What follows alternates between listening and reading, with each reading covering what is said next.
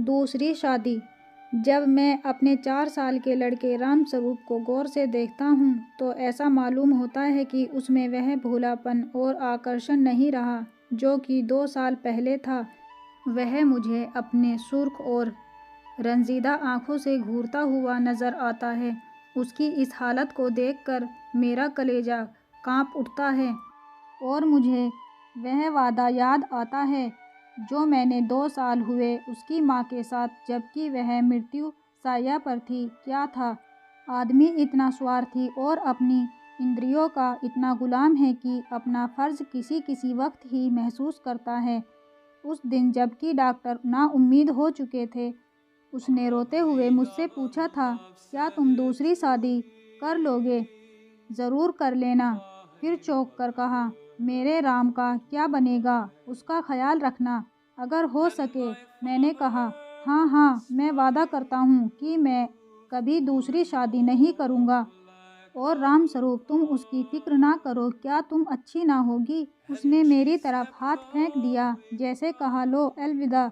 2 minute बाद दुनिया मेरी आंखों में अंधेरी हो गई। राम स्वरूप बेमाँ का हो गया। 2-3 दिन उसको कलेजे से चिमटाए रखा। आखिर छुट्टी पूरी होने पर उसको पिताजी के सपुर्द करके मैं फिर अपनी ड्यूटी पर चला गया। 2-3 महीने दिल बहुत उदास रहा नौकरी की, क्योंकि उसके सिवाय चारा ना था। दिल में कई मंसूबे बांधता रहा। 2-3 साल नौकरी करके रुपया लेकर दुनिया की सैर को निकल जाऊंगा। यह करूंगा वह करूंगा, अब कहीं दिल नहीं लगता।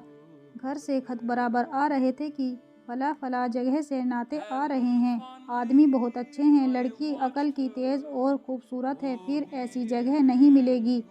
आखिर करना ही है, कर लो। हर बात में मेरी राय पूछी जाती थी, लेकिन मैं बराबर इनकार किए जाता था।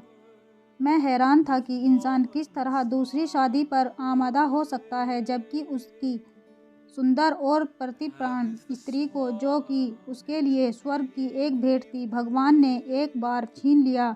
वक्त बीतता गया, फिर यार दोस्तों के तकाजे शुरू हो गए। कहने लगे, जाने भी दो, औरत पैर की जूती है, जब एक फट गई दूसरी बदल ली। स्त्री का कितना भयानक अपमान है, यह कहकर मैं उनका मुंह बंद कर दिया करता था। जब हमारी सोसाइटी, जिसका इतना बड़ा नाम है, हिंदू विधवा को दोबारा शादी कर लेने की इजाज़त नहीं देती, तो मुझको शोभा नहीं देता कि मैं दोबारा एक कुंवारी से शादी कर लूं। जब तक यह कलंक हमारी कौम से दूर नहीं हो जाता, मैं हरगिज़, कुंवारी तो दूर की बात है, किसी विधवा से भी ब्याह ना करूंगा। ख्याल आया, चलो नौकरी छोड़कर इसी बात का प्रचार करें। लेकिन मंच पर अपने दिल के ख्यालात ज़बान पर कैसे लाऊंगा? भावनाओं को व्यावहारिक रूप देने में, चरित्र मजबूत बनाने में, जो कहना उसे करके दिखाने में हम में कितनी कमी है, यह मुझे उस वक्त मालूम हुआ जबकि 6 माह बाद मैंने एक कुंवारी लड़की से शादी कर ली। घर के लोग खुश हो रहे थे कि चलो किसी तरह माना। उधर उस दिन मेरी बिरादरी के 2-3 पढ़े लिखे रिश्तेदारों ने डांट बताई, तुम जो कहा करते थे मैं बेवा से ही शादी करूंगा, लंबा चौड़ा व्याख्यान दिया करते थे, अब वह तमाम बातें किधर गई? तुमने तो एक उदाहरण भी ना रखा जिस पर हम चल सकते। मुझ पर जैसे घड़ों पानी फिर गया, आंखें खुल गई। जवानी के जोश में क्या कर गुजरा, पुरानी भावनाएं फिर उभर आई और आज भी मैं उन्हीं विचारों में डूबा हुआ हूँ। सोचा था नौकर लड़के को नहीं संभाल सकता, औरतें ही इस काम के लिए ठीक हैं।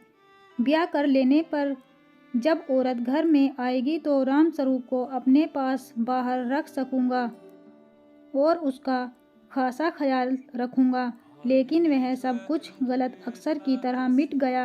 राम स्वरूप को आज फिर वापस गांव पिताजी के पास भेजने पर मजबूर हूँ। क्यों, यह किसी से छिपा नहीं। औरत का अपने सौतेले बेटे से प्यार करना एक असंभव बात है। ब्याह के मौके पर सुना था लड़की बड़ी नेक है, स्वजनों का खास ख्याल रखेगी और अपने बेटे की तरह समझेगी, लेकिन सब झूठ। औरत चाहे कितनी नेक दिल हो, वह कभी अपने सौतेले बच्चे से प्यार नहीं कर सकती। और यह हार्दिक दुख वह वादा तोड़ने की सज़ा है जो कि मैंने एक नेक बीवी से उसके आखिरी वक्त में किया था।